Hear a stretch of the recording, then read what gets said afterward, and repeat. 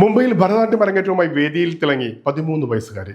മലയാളിയായ നിഷ ഗിൽബർട്ടിന്റെ ശിഷ്യയാണ് 10 വർഷത്തോളം നീണ്ട നൃത്തോപാസനയ്ക്ക് ശേഷം ഭാവത്തിലും നൃത്തത്തിലും മനോഹാരിത പ്രസരിപ്പിച്ച് വേദിയെ ത്രസിപ്പിച്ചത്. ഭരതനാട്യത്തിൽ അരങ്ങേറ്റം കുറിച്ച 13 വയസ്സുകാരിയായ സംസ്കൃതി ഗുരു നിഷ ഗിൽബർട്ടിന്റെ കീഴിലാണ് നൃത്തം അഭ്യസിച്ചത്.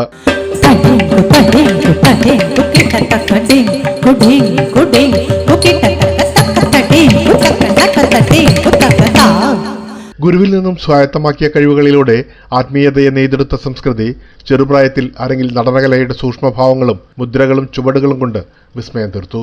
വാദ്യത്തിനും ഗാനത്തിനും ഒപ്പിച്ച് ഭാവത്തിലും നൃത്തത്തിലും മനോഹാരിത പ്രസരിപ്പിച്ചാണ് ഈ 13 വയസ്സുകാരി നൃത്തത്തിന്റെ ആത്മാവിലേക്ക് മനസ്സിനെയും ശരീരത്തെയും സന്നിവേശിപ്പിച്ച് വേദിയെ ത്രസിപ്പിച്ചത്.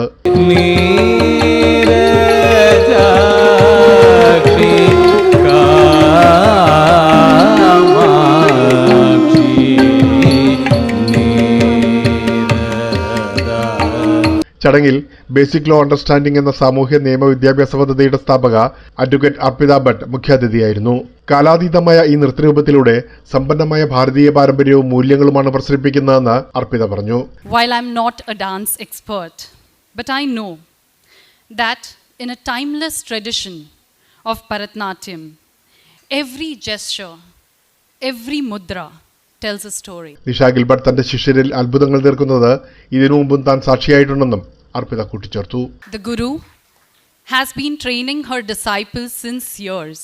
Srimati Nisha Gilbert, I have witnessed many performances of Nupur School of Bharatanatyam, and each and every performance has been a beautiful vision to watch. ചുവടുകൾക്കൊപ്പം പാടിയും അഭിനയിച്ചും സംസ്കൃതി പകർന്നാടിയത് അരങ്ങേറ്റ വേദിയിലെ അപൂർവ മുഹൂർത്തങ്ങളാണ്.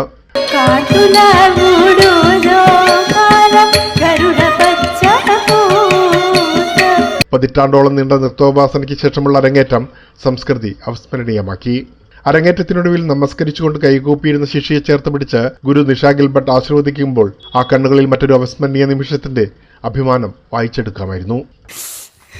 I could have